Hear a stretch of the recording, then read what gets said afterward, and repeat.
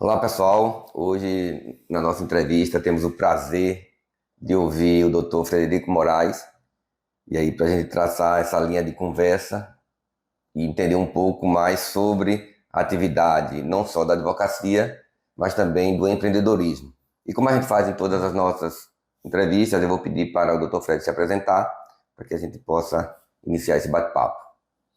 Olá, Luiz. Obrigado pelo convite. Meu nome é Frederico Moraes, sou advogado há 22 anos, formado pela Universidade Federal de Sergipe, pós-graduado pela Fundação Getúlio Vargas em Direito Tributário e um apreciador das conversas para fazer com que a gente se desenvolva e tenha acesso a mais conhecimento. Estou muito feliz pelo convite. Que bom. Fred, permita-me chamá-lo assim de Fred, pelo nosso conhecimento. Por favor. Né? Diante da nossa caminhada, a gente detecta, e tem detectado há muito tempo, a importância de empreender. E você, como advogado da classe empresarial, a gente resolveu compreender também esse outro universo vindo da classe empresarial. A gente já ouviu bastante sobre as dificuldades em empreender. A que você atribui essa dificuldade para o sergipano empreender? Além das dificuldades naturais do mercado, das crises pelas quais o Brasil vem passando nos últimos anos, nós temos uma situação que eu reputo como particularmente grave no Brasil. O excesso de burocracia e o excesso de custos para se poder empreender.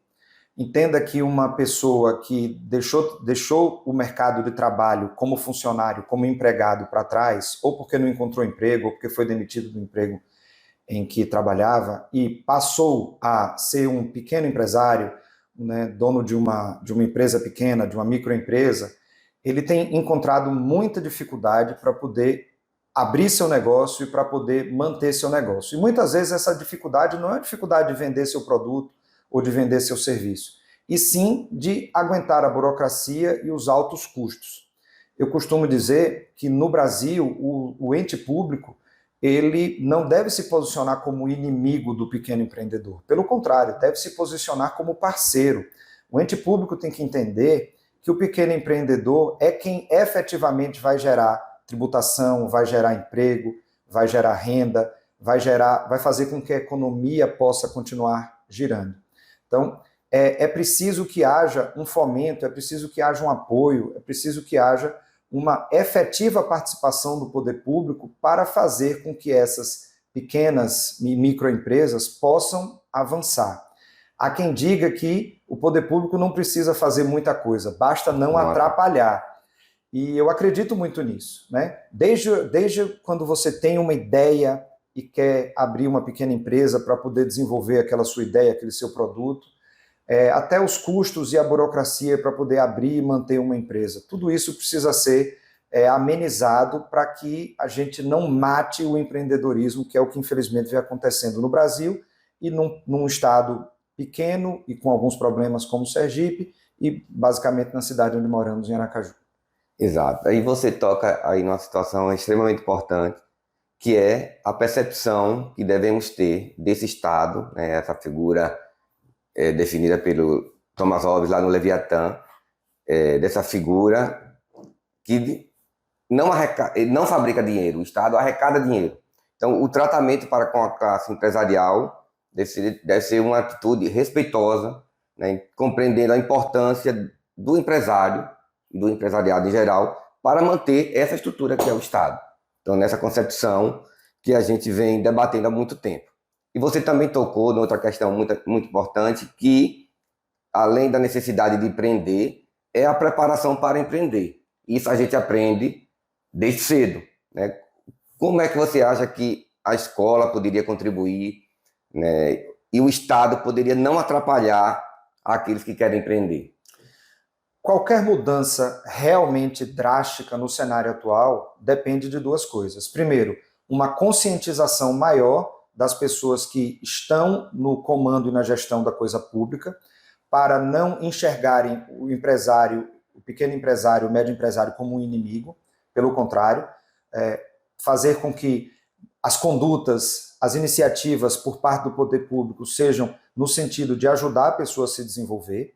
de ajudar a pessoa, o pequeno e o médio empresário a crescerem. Isso de um lado, conscientização das pessoas que estão no ente público. E do outro lado, a educação. Na verdade, se nós formos conversar sobre qualquer tema, Luiz, nós vamos chegar à conclusão de que sem educação nada se muda. Então, é preciso que haja uma conscientização desde os primeiros anos da escola sobre o que é empreender. É preciso que as crianças e os jovens entendam que dificilmente haverá empregos para todo mundo e que muita gente vai ter que se autoempregar. E o que é se autoempregar? Montar um pequeno negócio, uma lanchonete, um salão de beleza, e é isso que faz com que a economia gire. Então, empreendedorismo e os desafios do empreendedorismo devia ser algo amplamente abordado desde os primeiros anos de escola. Exato. E aí a importância dessa educação financeira, né, que a gente recentemente falou com o Bruno, que trabalha com essa parte da educação financeira, a gente vê que nas nossas escolas, principalmente na nossa época, ou na época escolar, ou até mesmo na universidade, pouco se dá importância para essa temática. Eu lembro que na faculdade, na mesma instituição, a noção que nós tínhamos para a advocacia geralmente era voltada para o direito civil ou direito penal, direito comercial, né, algo bem mais recente, direito tributário ganha uma importância maior. Então, essa mudança, e aí você pode discordar ou concordar ou complementar, existe uma mudança estrutural, né? Como a gente poderia detectar essa importância e executar esse programa?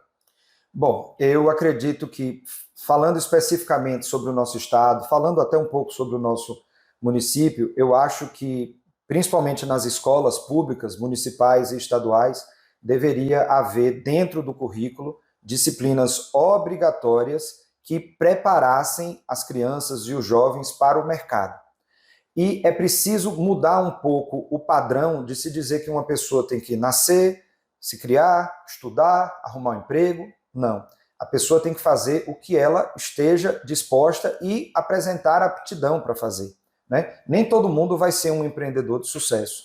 E nem todo mundo vai conseguir um emprego que possa fazer com que ela viva com dignidade dentro do que ela espera de futuro.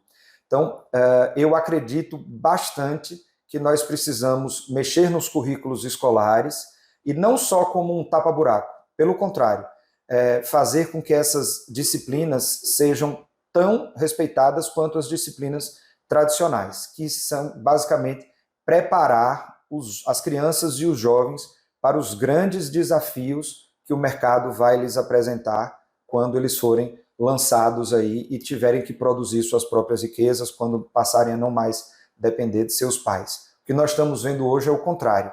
Jovens que chegam em idade economicamente ativa, completamente despreparados, seja para buscar um emprego, seja para montar seu próprio negócio, e isso está fazendo com que até o padrão da família e o padrão da economia mude radicalmente. Então a gente vê gente aí com 30, 40 anos dentro de casa, dependendo ainda de seus pais, e não conseguem engatilhar sua própria vida, justamente porque não tiveram, não é só falta de oportunidade, porque falta de oportunidade a gente sabe que é uma verdade hoje no mundo, mas principalmente porque não tiveram uma preparação adequada para poder enfrentar as dificuldades que o mercado vai proporcionar. Sergipe não está desconectado do mundo, né? A gente tem percebido os efeitos da globalização, das grandes crises mundiais, e o empresariado sergipano também precisa estar conectado com o que ocorre hoje, não só na nossa terra, não só no nosso estado de Sergipe, mas com as transformações advindas da globalização. Como tirar esse estado com indicadores ruins, com PIB entre os piores do Brasil, inclusive do Nordeste, e tentar pôr na cabeça da sociedade como um todo que essa mudança tem que sair de forma coletiva. É a sociedade, é o empresariado.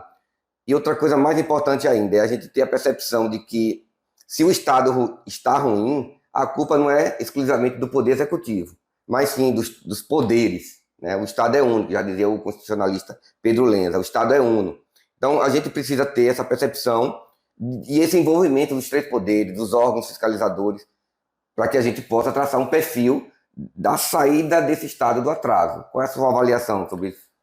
Olha, uma das coisas que eu acredito bastante é fazer o que eu e você estamos fazendo aqui. É fazer com que nós, privilegiados, que tivemos mais acesso ao conhecimento, à cultura e à educação, a gente que pode refletir um pouco mais sobre isso, é a gente conversar e fazer com que a sociedade civil organizada cobre. O Estado não vai, de uma hora para outra, acordar mudado.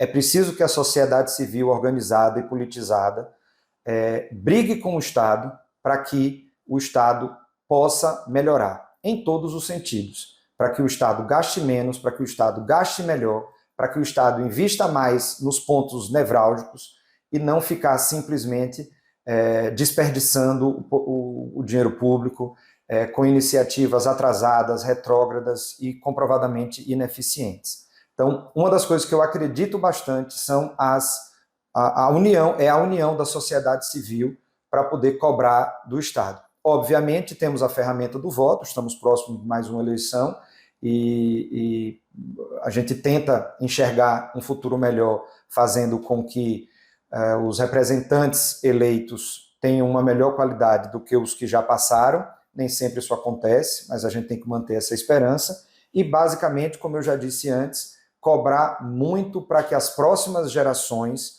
possam enfrentar uma situação melhor do que a nossa geração enfrentou. Não pensar no imediatismo, entender que esse problema é muito complexo e que ele foi criado e aumentado em décadas, talvez séculos de história, e não vai se resolver em poucos anos.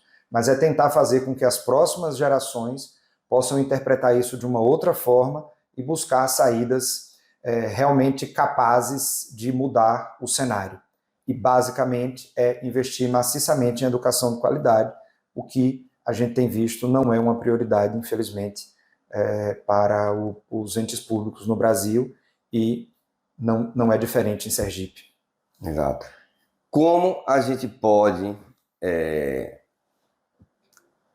trazer a discussão, trazer à mesa esse debate da importância da participação da sociedade civil, que você colocou aí, diante das dificuldades que a gente tem de abrir uma empresa, né, de ter essa preparação.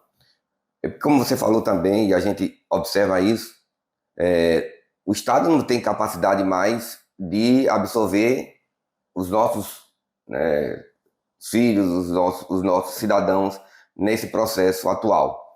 Tem que ter uma mudança, uma ruptura de paradigma, dessa dependência desse Estado, mas ao se estimular o empreendedorismo, nisso, na linha que a gente falou, o Estado precisa não atrapalhar, e sim, através de seus órgãos competentes, fomentar essa classe empresarial.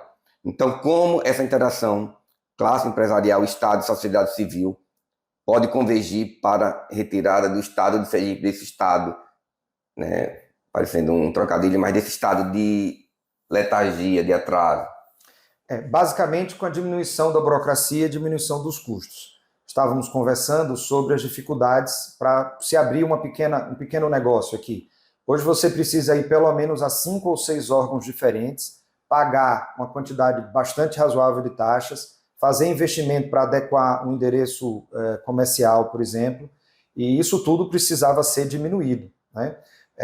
Já houve recentemente a publicação de algumas leis que fizeram com que essa burocracia diminuísse, mas ela ainda é muito difícil, tá? Então, por exemplo, a criação de um órgão único para poder se abrir uma empresa, né? Isso é basicamente uma coisa que o município pode implantar.